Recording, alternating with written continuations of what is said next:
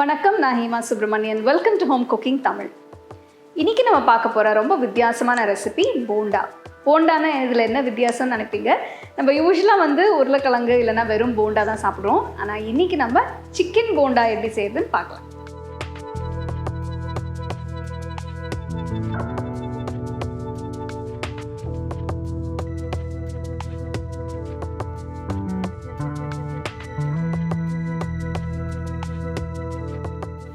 Chicken போண்டாக்கு முதல்ல சிக்கனை வேக வைக்கணும்.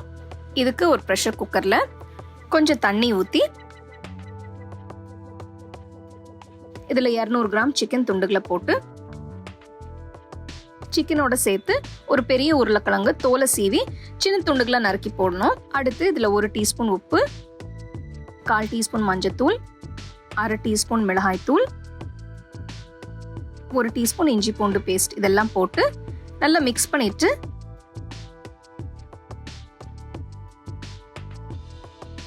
ப்ரெஷர் குக்கரை மூடி ஃப்ளேம் மீடியம்ல வச்சு ஒரு 5-6 விசிலுக்கு ப்ரெஷர் குக் பண்ணணும். 5-6 விசில் கழிச்சு ஸ்டவ் ஆஃப் பண்ணிட்டு சிக்கனை ப்ரெஷர் குக்கர்லேருந்து எடுத்துட்டு நல்லா ஆற விட்டு சிக்கன் பீசஸை எலும்பு இல்லாமல் நல்லா பிச்சு போட்டுடணும்.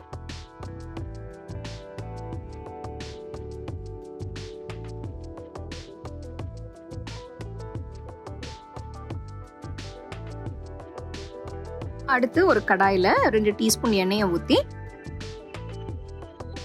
இதில் ஒரு பெரிய வெங்காயம் பொடியாக நறுக்கினது, 2 பச்சை மிளகாய் பொடியாக நறுக்கினது போட்டு நல்லா வதக்கணும்.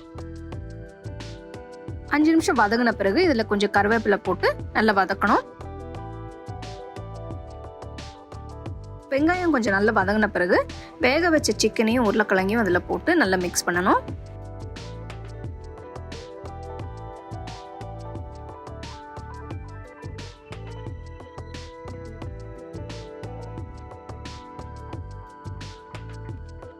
அடுத்து இதில் 1 டீஸ்பூன் தனியாத்தூள், 1/2 டீஸ்பூன் ஜீரகத்தூள், 1/2 டீஸ்பூன் கரம் மசாலா தூள் இதெல்லாம் போட்டு நல்லா மிக்ஸ் பண்ணணும்.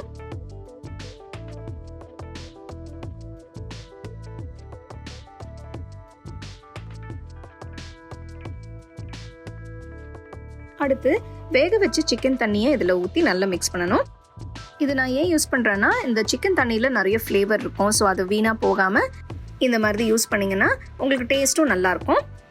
தண்ணி எல்லாம் வற்றின பிறகு கடைசியில் கொஞ்சம் பொடியாக நறுக்கின கொத்தமல்லி போட்டு நல்லா மிக்ஸ் பண்ணிவிட்டு ஸ்டவ் ஆஃப் பண்ணிடுங்க. இப்போ நம்மளோட போண்டா ஃபில்லிங் தயாராக இருக்குது. அடுத்து போண்டா மாவு கரைக்கிறதுக்கு ஒரு பவுலில் 1/2 கப் கடலை மாவு எடுத்து இதில் 1 டேபிள் ஸ்பூன் அரிசி மாவு, 1/2 டீஸ்பூன் உப்பு, 1 டீஸ்பூன் மிளகாய்த்தூள்,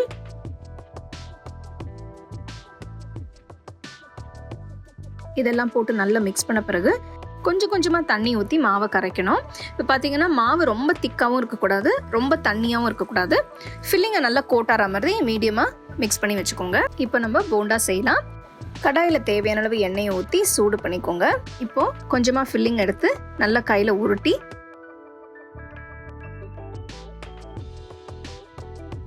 கரைச்ச மாவுல முக்கி நல்லா கோட்டான பிறகு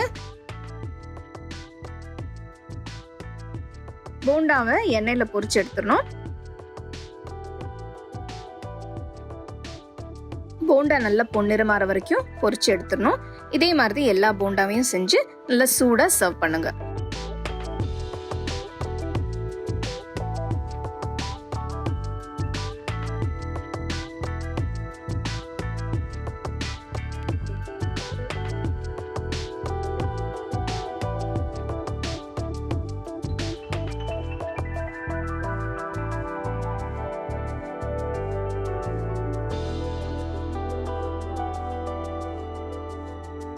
ஸோ ரொம்ப வித்தியாசமான சிக்கன் போண்டா எப்படி செய்கிறதுன்னு பார்த்தோம்.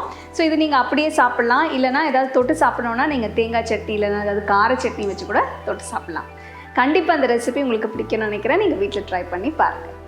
You can get a copy of our first edition of the home cooking book on 21 frames.